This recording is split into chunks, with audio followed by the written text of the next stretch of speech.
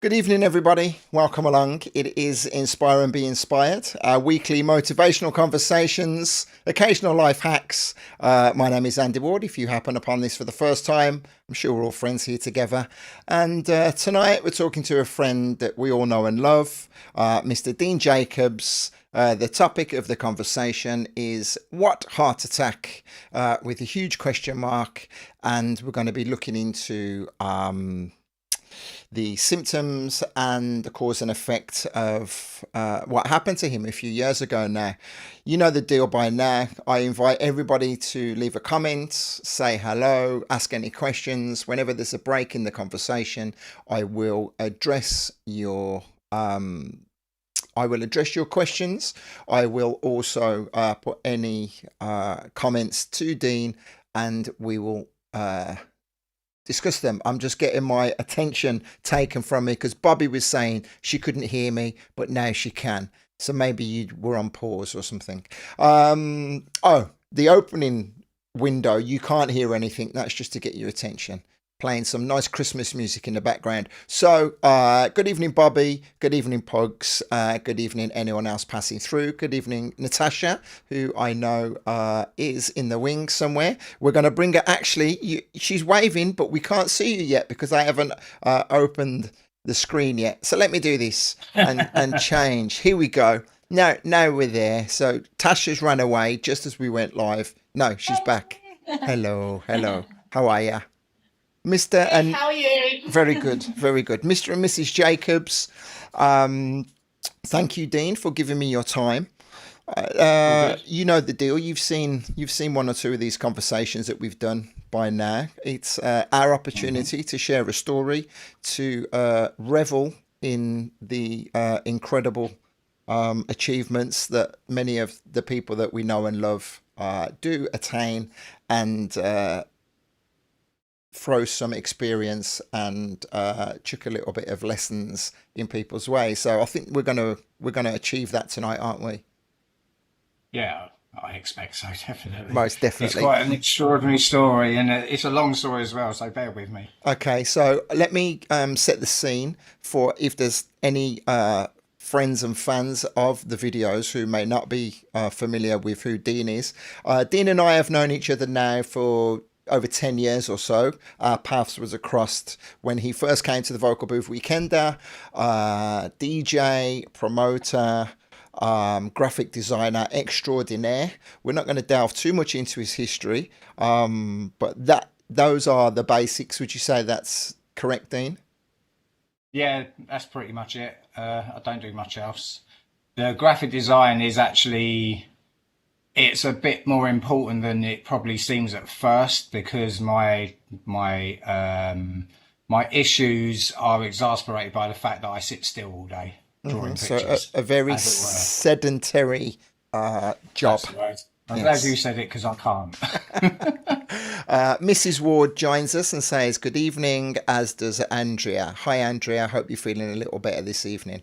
Um, okay, so let's begin by discussing your general health and your activities.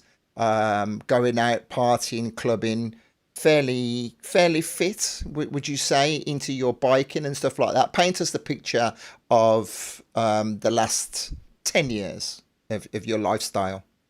So before all the issues or current? Yeah. No, let's go back 10 years. 10 years. So paint the picture of. Were you quite healthy 10 years ago? Not as healthy as I could have been. I mean, I grew up playing all sorts of sports. So cycling, judo, football, and at some point I was doing probably five types of sport a week. So I was pretty fit, very active, rarely in the house. I'm not a gamer, so I wasn't sitting still doing that. But yeah, as I got older, started going partying and whatnot, and partying leads to you doing a lot less in the week because you're probably in bits. So yeah, then I suppose I wasn't as active in the last 20 years as I was as a kid, but I always had the potential. I'd go to the gym every now and then, but it was kind of wasn't something that I focused on very much. And then the graphic design thing, my job for the past 20 years has literally been sitting behind a desk from anywhere between 7 and 15 hours a day, Monday to Friday, at first with a company that I part owned, and then eventually my own company that I started when we moved back from Manchester. So yeah, that's pretty much the extent of my activities and my job. Okay. So the less active you got, did you put on a lot of weight or not really? Did you always regulate your weight? I was always, I was aware. It's not like I would have ballooned at some point. I'm pretty sure there's a little off switch in my head that says you've gone too far and then cut it back. So I never went part. I think my heaviest was probably about 16 stone, which Okay. on a small frame, I'm not tall. I'm 5'7". On that kind of frame, although I'm quite thick, yeah, I was carrying too much weight, definitely, which was 100% adding to my issue that I already have, which is a genetic issue. Okay. So do you want to tell us about that and when you found out about that? We found out about that as children. So one thing I always say is that when I was at school, I was always had 100% attendance record, apart from half a day. That half a day, once a year, my dad would take us to central London to get blood tests because we had, as far as we know, high cholesterol, as we called it back then. Since found out probably quite a few years later when I was aware. So this is like when I was 6, 7, 8 years old. We were aware of it. My father's got it. He's passed it on to me and my sister. My brother, the fluky little, got away with it, and has never really had a problem with it. So me and my sister have got the same thing. But her being female means it's not quite as bad back then as it was for me as a male. Okay. So So shed some light on what it is and what it causes. right, it's called familial hypercholesterolemia, which basically means genetic hypercholesterol levels. So there's something somewhere in my body that is causing me not to break down cholesterol. So where a normal person would have an average level of about 5, for example, a super fit person will have, or a very well healthy looking after person that looks after themselves will have like a 4 or a 3. So mine, So the lower the cholesterol, the better it the is. better. Okay. Yeah, because basically the higher your lipids, as they're known, if they're floating around in the blood, they leach into your arteries. They cause what's called plaque, and they narrow the arteries to the heart. So obviously, it prevents blood flow to the heart eventually. So with me, I think my levels are around 7 or 8 as a child. So we found out about it at a young age, as I said. My dad had it, and my dad suffered a heart attack at 45, which, funnily enough, is exactly the same age that I had mine. So it's one of these things that it's almost, it didn't matter what I did, it was always going to get me at some point. But I've since found that that's without drugs, that is. I've since found out it is controllable with drugs, exercise, health, diet. All these things can be all bundled together to keep your cholesterol low, which prevents the arteries clogging up, obviously. But you So weren't yeah, really that's you weren't really paying attention to this in your early years. no, it's a strange one because we were kind of experimental. There was only one guy in the country, a guy called Dr. Brooke, who was the leader in it, but he kind of experimented with certain things with us. So they would give us different formulas to try and sort it out. A couple of them raised our cholesterol. That's how little they knew about FH, which is familial hypercholesterolemia, short for FH, it's FH for short. So yeah, the NHS knew very little about it. They now know a lot more, thankfully, through research. But at that time, we were kind of experimented on and it didn't work. So as I got a bit older and realised that they were actually making a bit of a mess of it, a bit of a hash of it, I kind of lost all confidence in the NHS with trying to control it. And I discovered going out, and I discovered girls, and I discovered food, and I was earning money. All these things basically meant that I shied away from controlling it at all, unfortunately. Okay, well that would make a lot of sense. Make a hell of a lot of sense. Okay, so let's get to the actually just reading the comments. Andrea says it's also controllable with apheresis for those non-responsive to drugs. Apheresis. I'm not sure if I've pronounced that correct. Thank you, Andrea, for the input. Okay, so let's go to the beginnings of the everything that happened. The beginning of the end. So I was always, I'm pretty sure I was always aware that at some point it will catch up with me. I have these little things around my eyes, which are kind of an early warning system. I can't remember what they're called, and it's one of those words which I'll never remember. So I'm sure Andrea probably knows what they're called, but they're around your eyes, and they're kind of an early warning system. And my dad had them. They look like white, hard milk spots. Yeah, they're kind of yellowy fat deposits, basically, and they sort of appear around your eyes. And obviously, the worse state you're in, the worse they get. So I saw them appearing when I was living in Manchester. Do you remember me telling you? Yeah. And I was like, these are those things that my dad had. So therefore, in my mind, I was like, I'm going down the same route as my dad. Still, at this point, I wasn't on statins. I wasn't being healthy. I am listening. Sorry, xanthelasma. That's the ones. Yeah. Okay. Yeah. I can't say it. Yeah, and you'll never remember that ever. It's hard enough to say and hard enough to remember. So yeah, when I noticed them, I was probably at my worst in terms of weight and partying, smoking, drinking, eating rubbish food.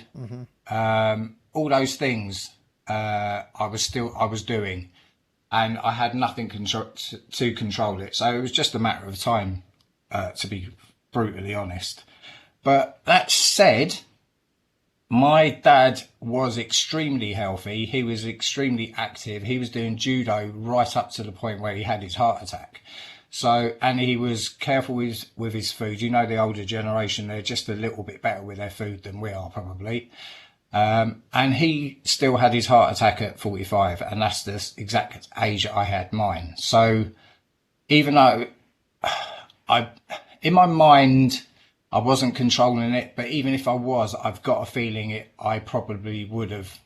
I've already done the damage, and I was going to have a heart attack. So yeah, 7 years after these things appeared, I was sitting at home with my dad, who, this is another part of the story as well. I was looking after my dad with Tash. We moved in to look after him because he had dementia, which was caused from his weakened heart.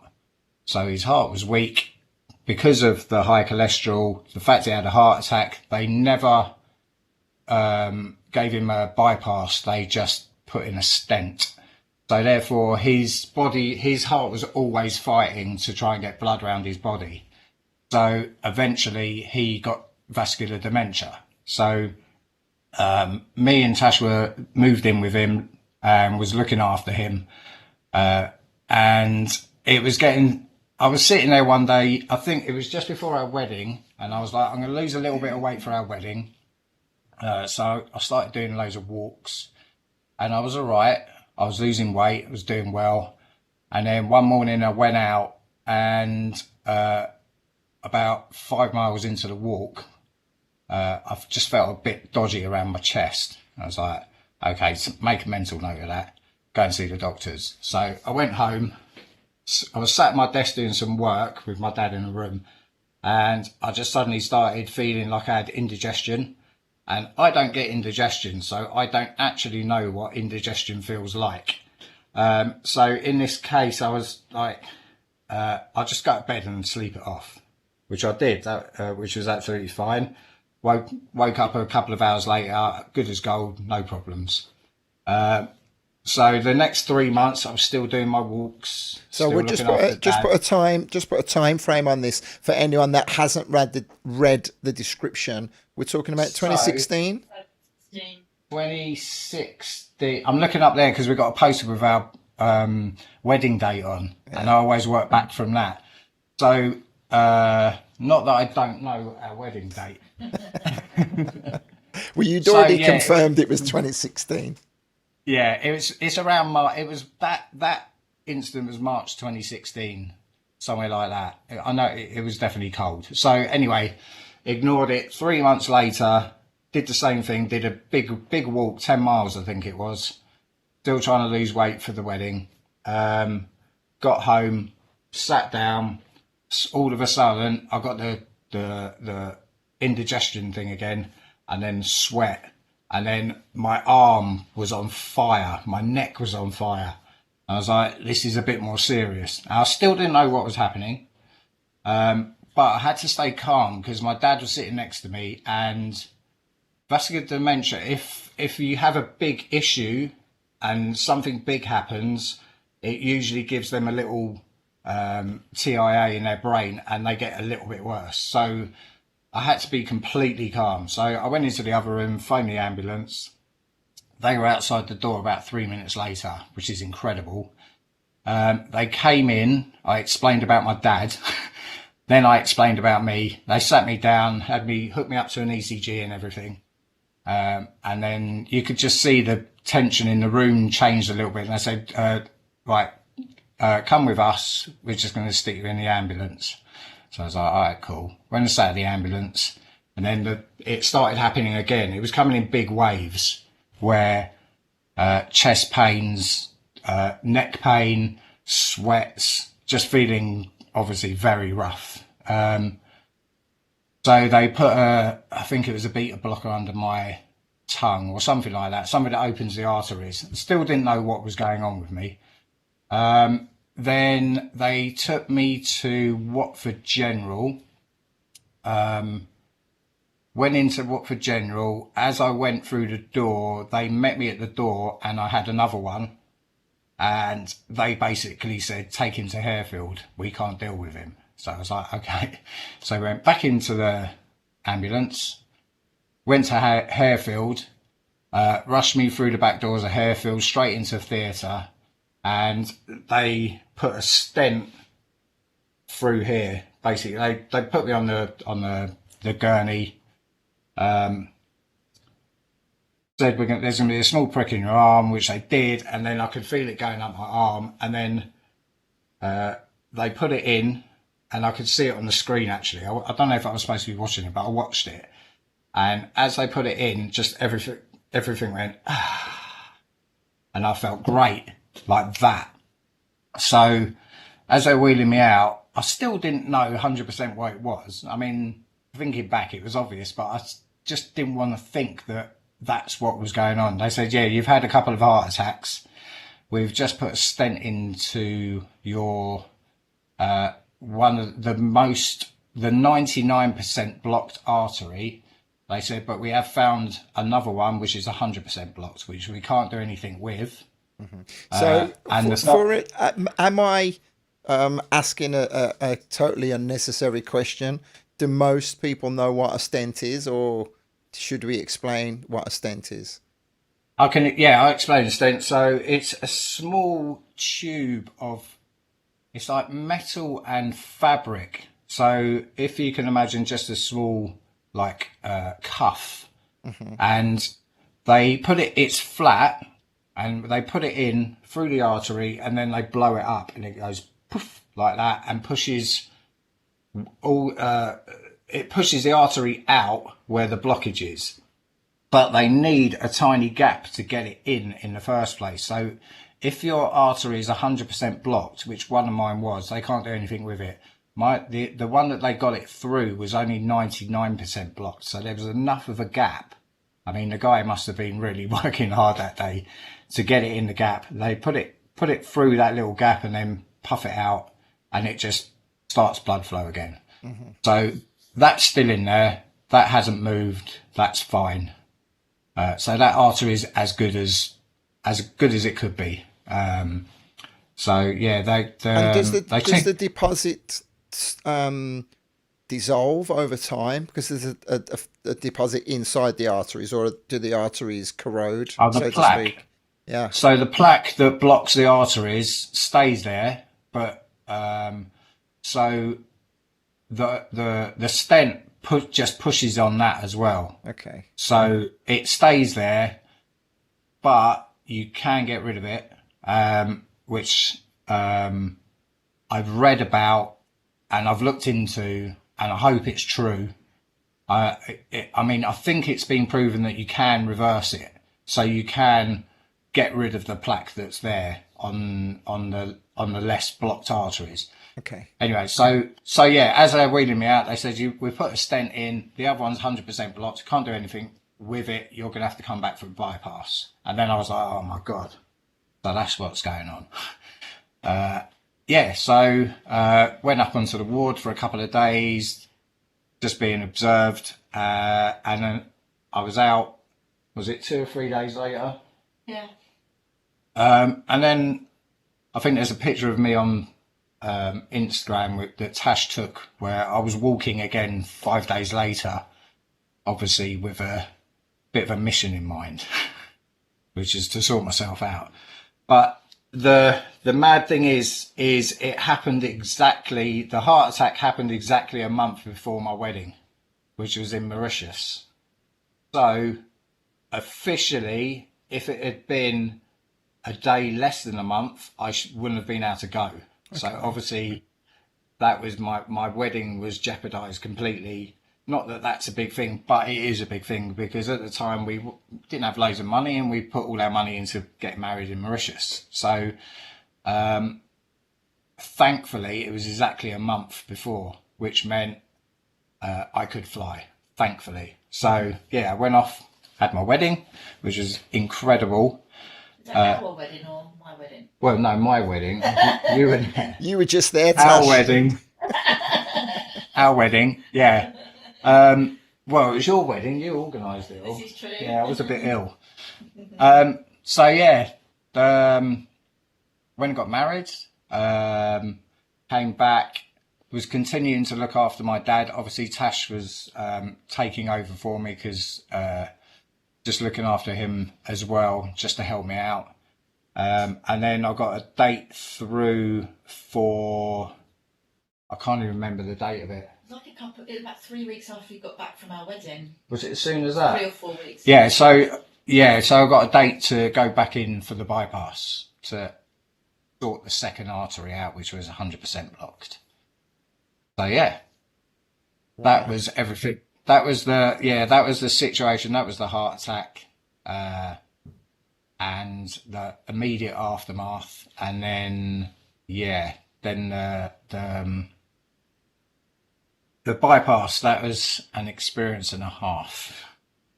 Okay. Which, before we get to that, let me just say good evening to Siobhan.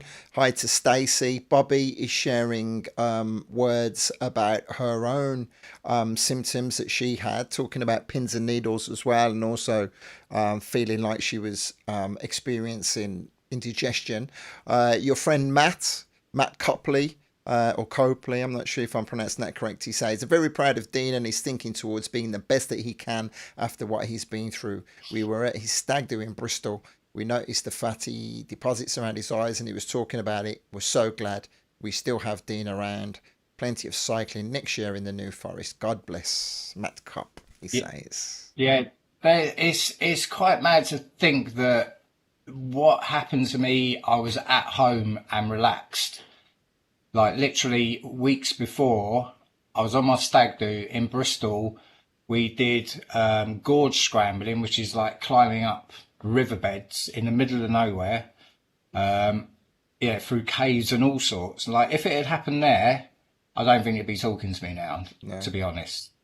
So yeah, there's so many things that, so many times where it could have happened, where, but thank goodness it happened when it happened, because I could deal with it.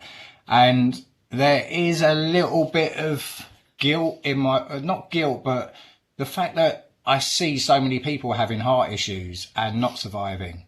And it really brings it home how desperate my situation could have been if I wasn't at home. Do you know what I mean? Every time, I mean, and I've been seeing it a lot over the last couple of years. Obviously, you look out for it more. And getting to the age that we are, that you see people having heart attacks and not surviving. And every day I do think about that in the back of my head, that I was lucky. It sounds like I was unlucky, but I think I You was feel you were extremely lucky. lucky. Well, a very good friend of mine who I've known pretty much all my life, Vicky, says she's so pleased that you chose a bypass. She wishes her husband Neil had gone down that route, but unfortunately he didn't, and we'll never know if that operation would have made a difference. Neil, someone I grew up with who we lost a few years ago, unfortunately. Thanks for passing through, Vic. Jane Harrington, also saying that you are amazing. Dawn O'Connor says she tells all her patients about you, as does Andrea. She says she often mentions you to the Harefield FH staff. Okay, guys, thank you for the comments. Keep them coming. Dean will read them during or after the conversation, but I'm conscious of just letting him continue to tell the story. So we got up to the bypass. Let's get to Yeah. that. Yeah. Talking about referring to your friend that said about not having a bypass, my dad wasn't offered a bypass, and I think this is another thing why I'm so insistent on sorting my health out and making sure this doesn't happen again, because I truly believe that if he had his bypass, he wouldn't have got vascular dementia. And I don't want to put Tash through that. What we had to go through, I don't want Tash to go through that. So, and obviously I probably will be unaware of it because I won't know what the hell's going on anyway. But I think that's a really important thing, is thinking about your family and how looking after someone that has these, it's not preventable, but doing everything you can to make your family not have to look after you in later years when you could possibly stay healthy and go down a different route. So yeah, I've always got that in the back of my head as well. I don't want to go down that vascular dementia route. Yeah, sorry. No, that's Back okay. to That's okay. so next, preparing for the bypass. It was never in question. Except for their little mess up with learning about FH in the early years, I've always trusted the NHS explicitly. My mum worked for the NHS, and I never question anything that they suggest. Not that I was in hospital that much. I'm blessed to not have ended up in hospital too much before this whole thing. But anyway, so when they said you're going to need a bypass, I didn't think twice about it. I was like, of course, when? Yeah. And it was almost something to look forward to as far as I was concerned, because it was the beginning of me getting back to normality and not having to worry about it anymore. I got it. I can't remember the dates. I'm not very good with dates, to be honest. But it was early 2017. That one. Was it not? When you got your bypass? No, we got married 16. It was about October, wasn't it? It was near my 2016. birthday. Yeah, so it was, I think it was We had it like a week before your birthday. yeah, late September 2016. I went in, I got shaved from head to bottom, and funny story about that. There was a nurse that came in and offered to do it for me. Okay, fair enough. I feel said no, I like, feel it like was, I've got a bit of shout. I've got some indigestion. Okay. Don't get shaved because of the indigestion, only if you're having a bypass, Andy. Oh, You right, do okay. the extra, but you've got to put some effort in. Come on. So yeah, I didn't know anything about it at the time. I wasn't particularly nervous. It's quite funny. I watched a YouTube of the operation after I had the operation. If I had watched it before, wow, it's Okay, barbaric. give me It give me really a is. 60-second rundown of what they do in a heart bypass. So yeah, so they cut you from here. I've got a scar from here to here. Okay. So I can't see Like, down to your belly button, more or less. I see. there to Okay. there. Yeah, yeah. Yeah, it's right on the end of my Just in, sternum. uh-huh. Yeah. So they cut you from there to there. Then they snap your sternum. And the thing is, they don't cut it neatly. They smash it because it needs to knit back in when they put it back together again. Then they, in effect, they put you on like a curved surface, on your back on a curved surface, and they push down, and then you open. Then they cut the next. There's like a bag on top. Yep, there's like a bag on top of the heart, and yeah, bring the heart out. But obviously, you're being put on a heart-lung machine, so all my blood is outside of my body in effect. So it's going round and round, pumping round in the machine.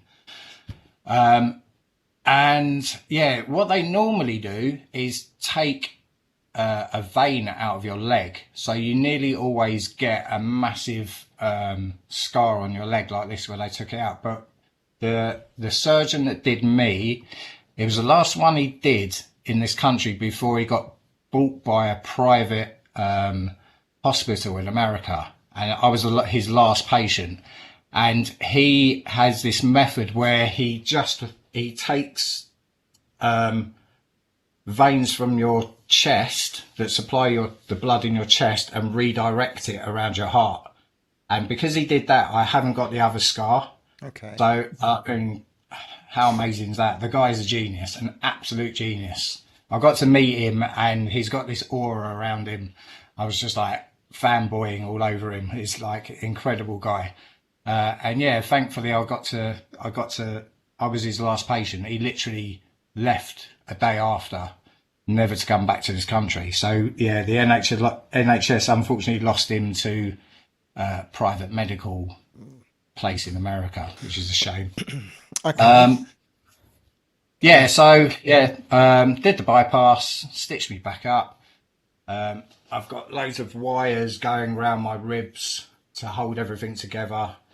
And then I wake up a couple of times in the ICU off my tits, like off your tits, like you've never been off your tits. It was so surreal. I was seeing all sorts of crap. I thought my body was made out of cats. I thought it was a house at one point being sold as a flat. It all sounds mental because it is mental. Mm-hmm. I found out obviously it's the morphine, but also I spoke to the anaesthetist and I said, was it the anaesthetic that made me mental for the next 2 days after I woke up? And he goes, no, what it is when your blood is outside your body in a heart-lung machine, because it's spinning rather than pumping, which is what your heart does, the blood cells are confused and spinning still. So that's why you're so off kilter and everything feels wrong. And it's literally because the blood was outside my body, which is nuts in itself. I thought that was a great conversation I had with him. So yeah, I was on the ward for 5 days listening to vocal booth podcasts, funny enough. Fish Go Deep, especially. Was it Fish Go Deep? Yeah. Yeah, that was incredible, that set, by the way. That got me through a lot. Yeah, it was there were so many people on the ward that were in there with preventable stuff. So smokers, drinkers, and a lot of them were in such a state. And this is another thing, going back to thinking about your loved ones. So one guy that I met in there, he was an ex-rock star guitarist. So he had cool hair, as they all have. And he was just telling me about how cool his life used to be. And then he's laying there with emphysema on a table being fed biscuits by his wife that was crying her eyes out. And it's like, you've gone from that to that. Like, was it worth your family having to go through what they're going through now because you were like that back then? Like, it was quite a eye-opener seeing the state of some people. So yeah, look after yourself, people. So that I was just about to say, that was one of the key reasons why you wanted to hit home and share some words of it's never too late to make lifestyle choices and changes, right? Absolutely. Yeah, you can completely turn yourself around if you just put in a bit of effort. Cool. Well, we have had. Let me just continue to. Sorry to interrupt you. I just want to say hi. I did see Sar passing through earlier, so good evening. Also, Janet May is passing through, sending some love your way, and Dawn O'Connor continues to comment, and hoping you're feeling better as well, Dawn. Thank you all for being here again. And as I say, I did forget to say at the beginning, anybody watching the recording, please do feel free to leave comments for Dean because he will read them. And it was quite Oh, there you go. Sorry. He's just checking the stream so he can read all the comments. That's okay. I know how it works. And possibly reply to it as well. Yeah, all good. Well, let's focus so we don't lose a train of thought. So after the bypass, how long was it? What's the kind of... Oh, and I forgot to say hi to DJP, who also shares the same scar as you will be more than aware. Same scar, different issue. Yeah. Pat Bedo comes in and says hi. So what's the recovery time? Or were there any immediate complications or not? No, I mean, the only thing that was complicated was obviously going back to my dad, who had dementia, and Tash having to be at work and me not being able to move an inch. Obviously my chest needed to heal up. So yeah, for the first, it's 3 weeks maybe, I was pretty incapacitated, but I still had to get up and about and help my dad, cooking dinners, things like that. You realise how heavy a kettle is when your chest has been cut in half. It's a heavy object. Anyway, so yeah, I believe that because I had to go back and do that and be active almost immediately, I think it was a really good. I wouldn't recommend it, but it put me in a state where I'm recovering, I can recover, and also don't sit back and do nothing. I saw a lot of people in the rehab department at Harefield who they've almost given up looking after themselves after a heart attack and bypass because they've become a victim. So they're sitting there thinking, right, this is like a victim card. I can get people to do shit for me. I can not do this and I can not do that. I don't have to do this, don't have to do that because I've had a heart attack. And you get that a lot with people who have had horrible illnesses, and you tell them what you've had, and that, like, everyone's like, oh, that's so sad, that's so bad. And it's like, as far as I'm concerned, it's one of the, like, it's a very positive thing that's happened to me in the long run. Obviously it was painful and it was hard and scary in points, but it's completely changed my outlook and the way I view myself and my body and what I'm capable of. So in that sense, it's one of the best things that's happened to me, which sounds nuts, but I truly believe it is. Especially where it's taken me since. But getting back to it, so recovery time is supposed to be 3 months. I think it was, I can't remember exactly how long it was when I started going back to rehab. Rehab was amazing as well at Harefield. As soon as I went there, the first thing that we started doing was lifting little weights and getting on a little treadmill and picking things up and moving about. And there's about 20 of us doing these little exercises, and we were doing things that we didn't think we were capable of, or we shouldn't do, and then pushing it a bit further and a bit further and a bit further. And without that, I don't think I would have been so quick to recover, basically. So yeah, another amazing thing about Harefield and the rehab, and how important it is to bounce back from major trauma. Definitely. Well, So Dawn is saying that Harefield is the centre of excellence in cardiology. yeah. Wonderful. And Okay, so 2017, when would you say that you were back to your former self? Tell us about the road to the new Dean. well, thankfully, I never went back to my former self, because my former self was a smoking, drinking, late night partying. I mean, I still did it for a bit, but it wasn't like it was before. So I'm definitely not the same person. But yeah, 3 months later, yeah, I was out walking straight away again, as far as I could. And then my sister said to me, do you fancy doing a London to Brighton bike ride? And I just said yes straight away without thinking about it, thinking, yeah, I'm going to have to train. So I enjoy training. Didn't have a bike. I borrowed my nephew's. Trained for about 3 weeks to do that. Hated hills, hated cycling.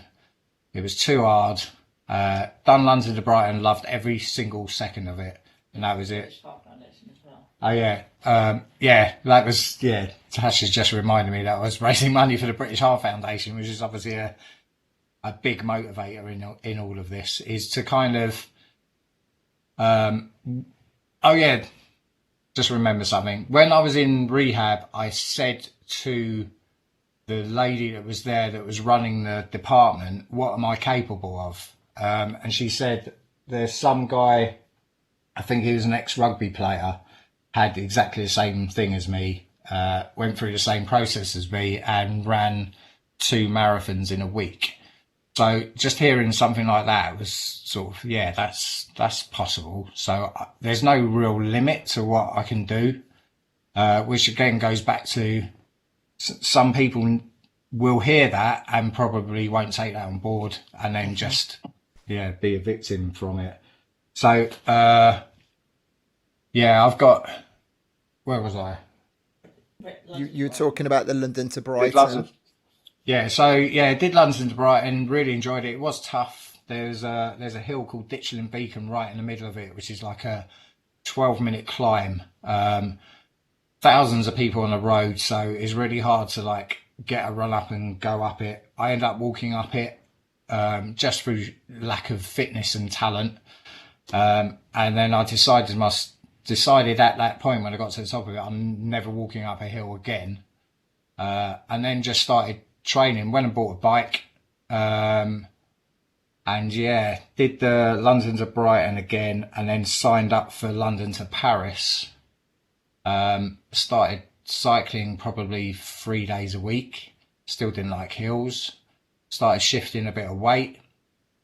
And during this time as well, you completely changed your diet, didn't you? You really started to get into your macros, and around the same time. I was about to say, I So there's a girl called Fleur Bromfield. She's a VBer as well. She's been before. She lives in Canada currently, but she's a PT and also a bit of a dietitian. So I'm one of these people that needs to know exactly why things work to do it. So if someone just says do this, I'll go why, and then I'll dig deeper into it and find out exactly what the reason why I should be doing this, and then make a decision whether I should do it. So she was suggesting for me to go vegan. And I was like, well, why? Tell me why. And she wrote a 12-page report on veganism, diet, FH, recovering from heart attacks, etc., etc., etc., and just laid it out for me completely. And it was incredible, along with a training program and a food program for like 3 months, I think it was. So I thought, yep, that all makes sense. And just went headlong into it, become vegan for about 3 months, started weight training as well as doing cardio. And yeah, I went from 96 kilos down to 76 kilos in about 6 months, I think it was. And I felt incredible. And yeah, I think that was the basis of everything that's happened since then, to be honest. As well as getting your cholesterol down. And your chiseled jawline decided to make an appearance as well. Appearance. I think it's the photo of you. Is it the photo of you in the Weekend Warriors book where you look really, really really well, really healthy? That's Yance and a bit of lighting, that is. Yeah, it's really weird. When I get into something, I get deep into something, whether it's music, trainers, cycling, dieting, weight training, whatever. If I get into it, I get into it and I go headlong into it. But the way I can explain it is, so I put loads of effort in at the beginning. So this 6 months of proper effort brought my weight window and my health window down to here when it was up here, and now I hover sort of between here and here, but I never go up here.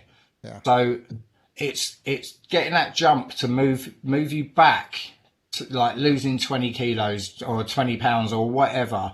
If you can jump back and then hover here, then if you put another big effort in, you can get back here and then back here. Do you know what I mean? So you once said to me, there's no finish line. And that really stuck with me. And I say it to you all the time. That is one of the things that's always stuck in my head. And with me, because I'm trying to avoid the dementia issue by having a weak heart from not training and just putting on weight and not caring, there is no finish line. I have to continue to do it, especially because I sit here for 6, 7, 8, 10, 15 hours a day. I need to go and do something else along with the drugs and the diet. And like, I've got all these tools to help me not get dementia. That's the long shot. That's the goal. Part of the goal. Yeah, I think that's probably one of the main. I think that's the big one. That is, I don't want to end up where my dad ended up, because it's horrific for him, us, and the family. It was horrendous, and I just don't want to go that way. So I'm building up all these tools to be able to, not go there, basically. Okay. So all of these achievements, the positive mindset definitely helps. We're getting a lot of people commenting. Thank you. Hi Dan. Hi Jeremy. Mr. Braithwaite's here. He says, yes Dean, my cycling guru.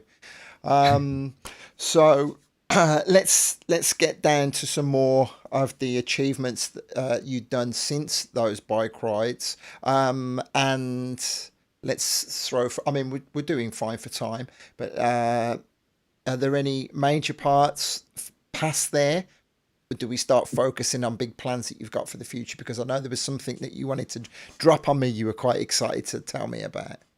Yeah, there's so obviously my main goal is to what I want to do is raise enough money to which means that I haven't affected the health service too much by having a heart attack and having to be operated on. It costs them a lot of money, so I'm doing my best to raise money to cover that. Like I'm trying to raise that footprint, if Well, that makes sense. that's very conscientious of you, indeed, extremely.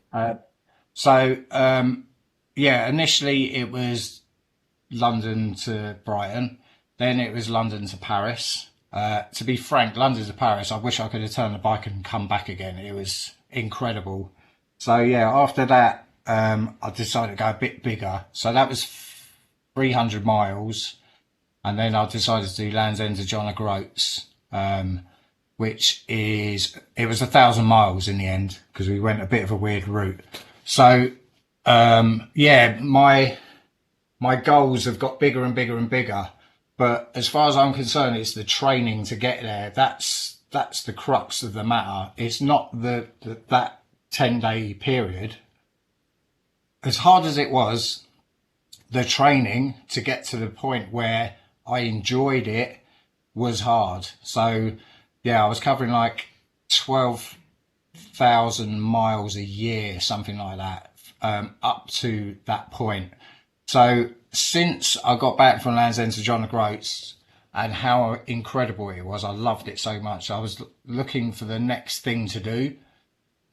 Initially, I was going to do an Ironman, which is 2.4 mile swim, 112 mile bike ride, and then a marathon at the end, all one after the other. So I started running to see how I could get on with that. And I'm shit at running. I can't run. My knees, because of the judo as a kid, my knees are smashed.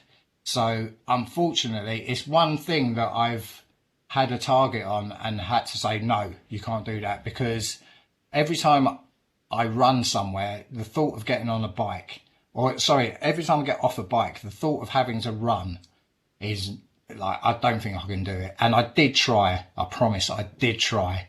And I had to say no to it. So for the last 6 months, I've been, what can I do next? What can I do next? What's feasible?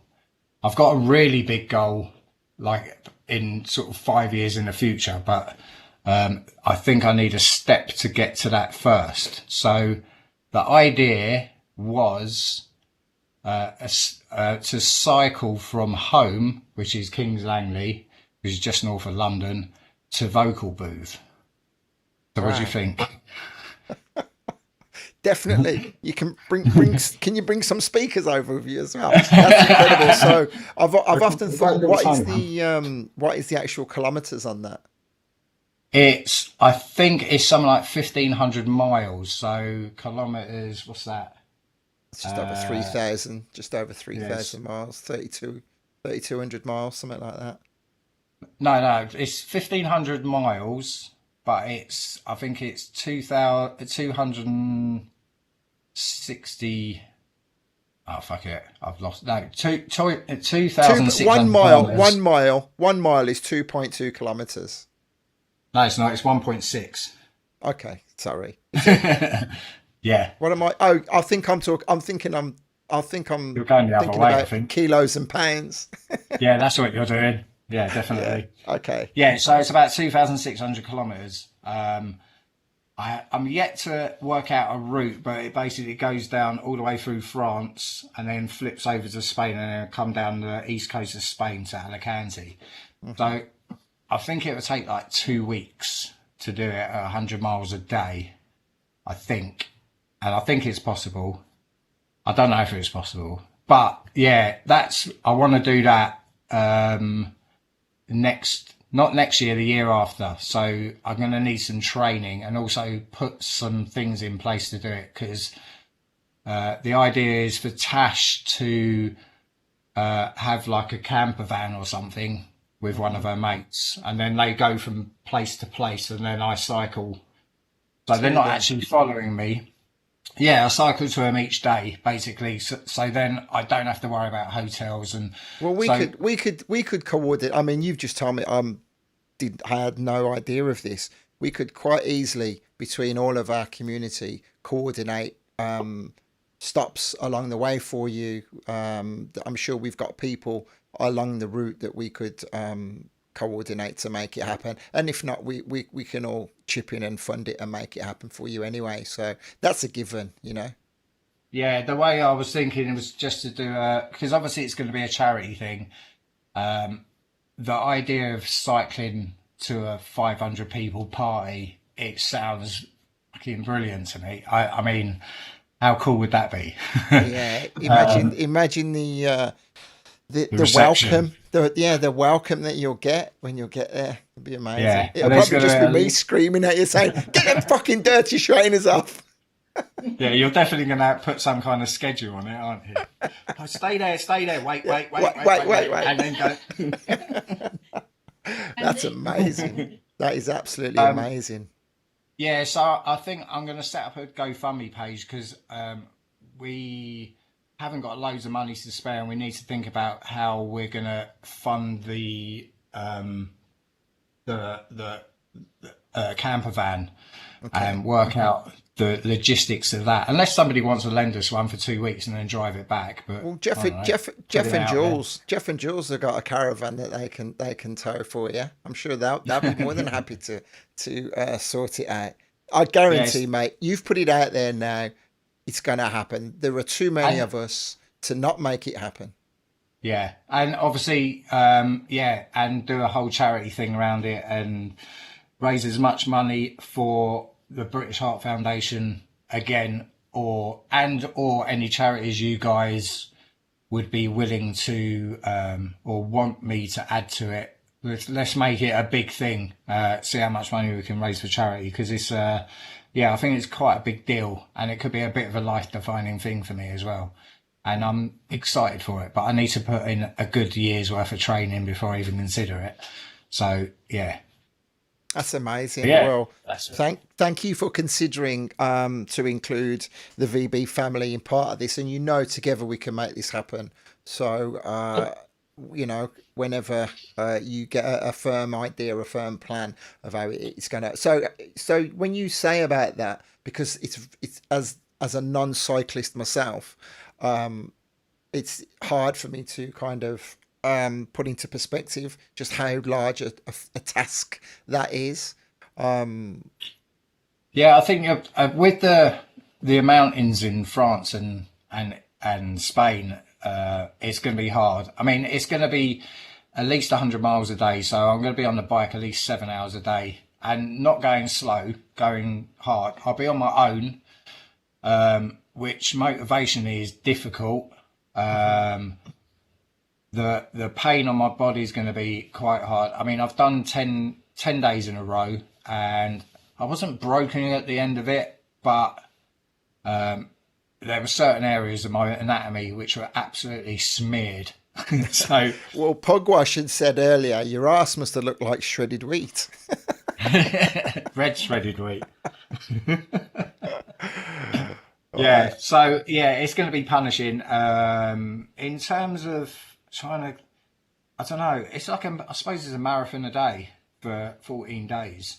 Mm. I think that's the only way I can put it. If you add in the amount of climbing I'll be doing to get down there, and the heat, yeah, I think you can say it's a marathon a day. So going back to what the lady said to me in rehab that some guy did 2 marathons in a week, I'm going to do 14 back to back.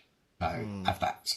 Ah, well, I can already, you know, just sitting here listening to you, I already can imagine the hype surrounding it and the excitement. And as you say, the when you arrive, the everything, and also the guys at the Blue Line do a lot of work with cycling teams.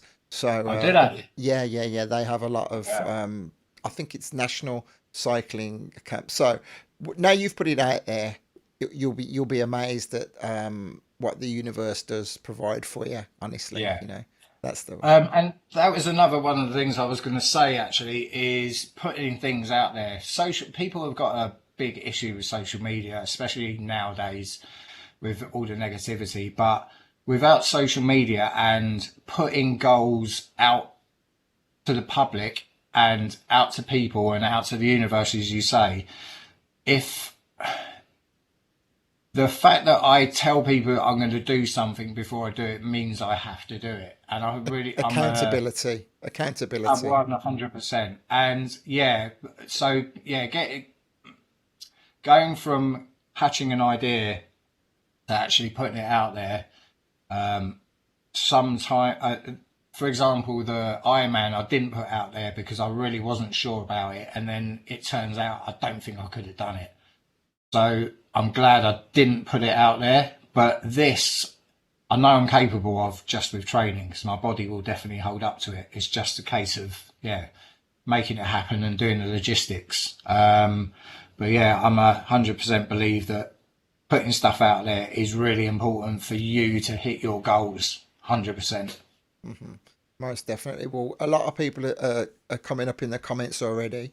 Pug says you've got to get a Tour de France VB style jersey made. You had actually already been a designer yourself. You went out there and you did some fundraising, and you had a jersey made. Remind me which one of the rides that was for.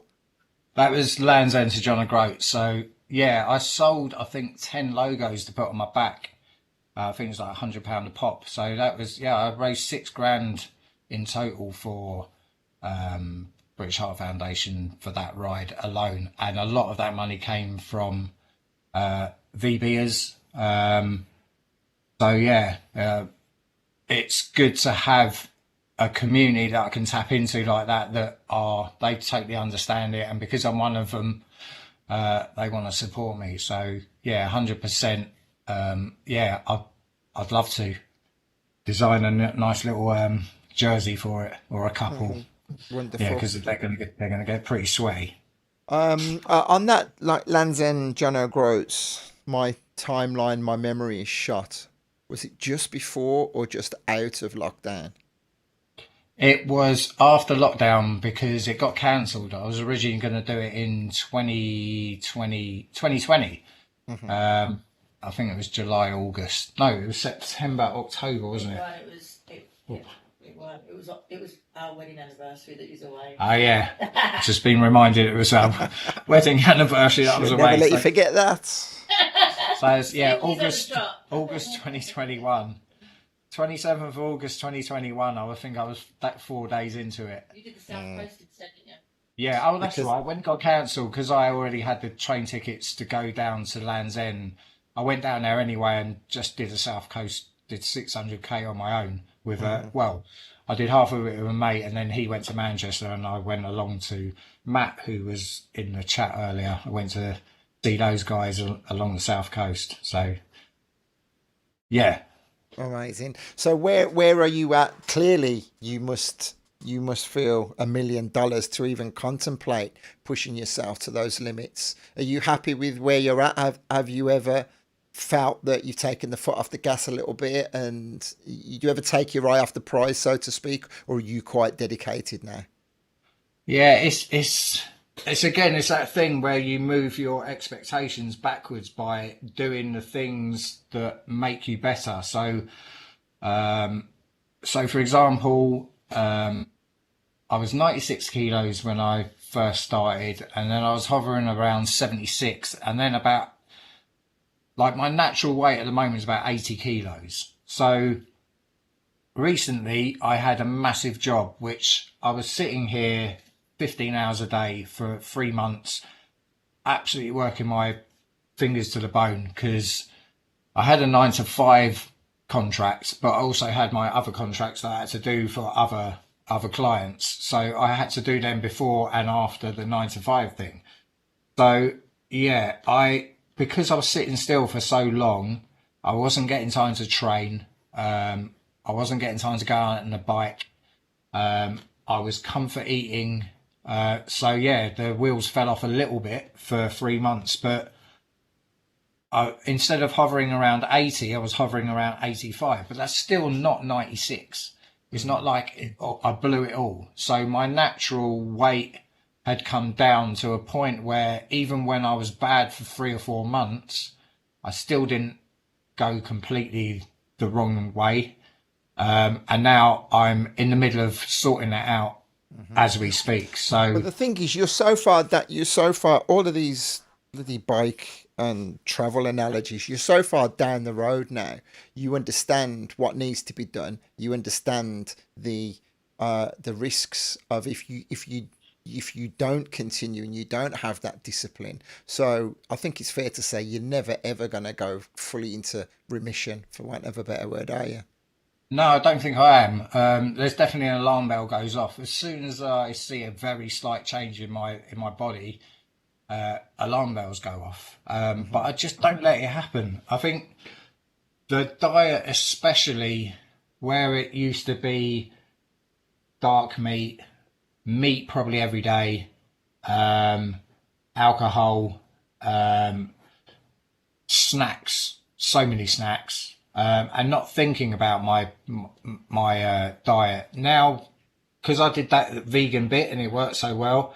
My mind changed as well as my taste changed. So I enjoy a crunchy salad as much as I would enjoy a burger. In fact, burgers make me feel horrible now. I do have them still because I can afford to, but I earn my. If I really have a hankering for something like that, which you will do every now and then, I earn it by getting on a bike for three You allow hours. yourself. Well, it is definitely all about balance, isn't it? Life is all about balance. So It's one of those things. absolutely. Yeah, Um, totally. So yeah, I definitely feel le- I've I've just taught myself not to be unhealthy anymore. mhm. Um, and yeah, your taste changes. You may not. I used to hate vegetables, and now I do enjoy them. Although I'm not eating loads at the moment for some reason. I don't know why. Um, but I will start doing that again. I think again, it's a bit of a hangover from the last 4 months where I was working so hard that everything fell out the window a bit. Well, But as long as it starts the thought process and the recognition, yeah, for you to, the alarm bells are ringing, then it's only a good thing. yeah, and also it's only taken like 3 weeks to correct Hmm. something that has slipped for over 3 months. I noticed that about a year ago, I think after Land's End of John O'Groats, I think I ate a horse, put on a little, not loads of weight, a couple of kilos, and then corrected it in 3 months flat, just because I knew I was going that way. So yeah, it's definitely a switch in the brain. You've changed the way your diet works. You enjoy different foods, and you just end up moving towards a better, healthier lifestyle, basically, just by Well, you talk consistent. about that. If we start to wrap things up now, because as I did say before, you know it, we're going to have been talking for an hour and 10 minutes, and that's exactly where we're at. One of the main things most of the people watching this with us now are fully familiar with yourself and your story. There will be one or two people checking out the recording on the YouTube. What's the takeaway from this, for you, that you wanted to drive home to people about, taking care of themselves and being aware of signs? Yeah, before I get to that, Tasha just reminded me that one of the biggest, even though I've got all these miles in my legs and I've done these big achievements, the biggest achievement is that when I was talking earlier about my cholesterol levels, so obviously genetics are against me, my sedentary life career is against me, etc., etc., which means my cholesterol level is generally high. When I had my heart attack, it was at 10. So even with, I'm on two types of drug, Exetrol and statins. Statins is the maximum level. Exetrol is a super statin. So even with those two things, I could only get it down to 7. So with my training, my diet, the exercise, sleeping well, all those sort of things. I had a blood test 3 weeks ago, and I got my results back, and it's currently at 2.8. Now, Wow. it yeah, I So mean normal is you're defying modern medicine. I'm defying genetics, Hmm. which is pretty special. And I've mentioned this earlier. I read somewhere that if your levels are below 4, which is normal, you reverse the plaque. So if there is still plaque inside my arteries, it's being washed away over time. I'm not sure how long that would take, but that can only be a good thing, even if it's a tiny amount. The fact of the matter is it's not getting worse. Yeah. So therefore, in effect, I shouldn't have any heart issues anymore, based as long as I continue this lifestyle. Which is that's the takeaway, I think, is that you can control genetics. If I can control genetics by being healthy with exercise, healthy lifestyle, diet, a bit of focus, caring, thinking about other people, and not wanting to wanting them to go through having to look after you when you're ill. Yeah, you can defy genetics if you really want to. So yeah, I think That's just literally giving me goosebumps. It's beautiful to hear. It's beautiful to hear. It really is. The whole point of these conversations are to hear inspiring stories from people that we relate to.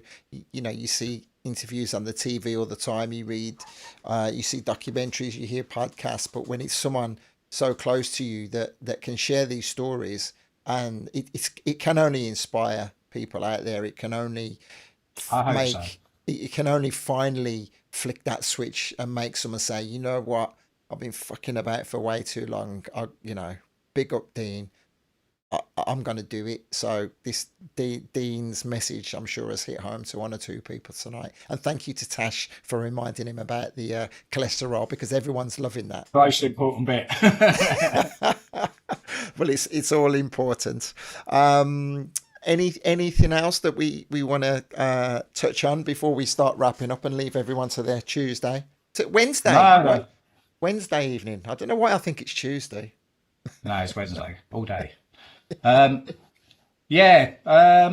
No, I'm not really. I'm pretty normal. I'm not special. I'm not overly blessed with healthy, fit genetics. I haven't got shoulders like you, Andy. I have to work for everything that helps my life, helps my body. So if I can do it, and I know it's a bit of a cliche, but say it. If I can do it, anyone can do it. Honestly, yeah, you really can. Yeah, if you can get enough tools in your armory, for example, making yourself motivated, setting goals, having a schedule, which I found out recently is so important. Like if motivation fails, and it fails all of us, I think how many times do you go to the gym, Andy, and you're not motivated, or you haven't gone to the gym because you're not feeling motivated? I mean, it happens, right? If you've got It's very rare, but it does happen. Yeah. If you've got a schedule in place, if going to the gym or going for a walk or walking to the shop rather than driving to the shop, if that's in your schedule, then you just do it. It becomes you. It becomes a part of your life. It's the same as eating your dinner at a certain time, going to work at a certain time. I'm going to go to the gym at a certain time. Just make it your schedule, and then that should defy lack of motivation. So yeah, the more tools you've got, knowing what's good for you, realizing that you know what's good for you, and all of us do. There's so many people are like, I don't know why I'm not losing weight. I don't know why I'm not healthy. I don't know why I'm wheezing when I go upstairs. You know exactly why. So do something about it. So yeah, the more tools you've got in your armory, the more likely you're gonna get to where you want to be in terms of health and fitness.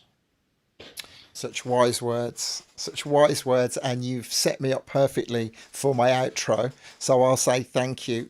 During the course of that conversation as well, Pug said that we should also give an honorary mention to Tash, who's also been through her own dramas. And at some point, I have got Tash pigeonholed to come on and have a conversation like this. Would you do that, Tash?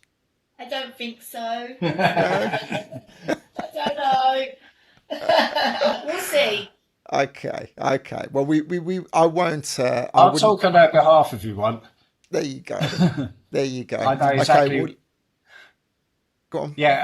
Yeah, her story is very similar. If you put the two of us together, you would say that we're completely differently motivated, but the power that she showed during that time was pretty incredible. Well, let me stop you there, because that story is going to get told in its own right at another time.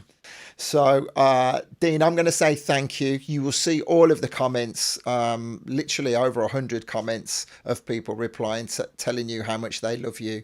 And when the time's right, we will start discussing plans and putting some meat on the bones of the 2024 London to Alicante bike ride.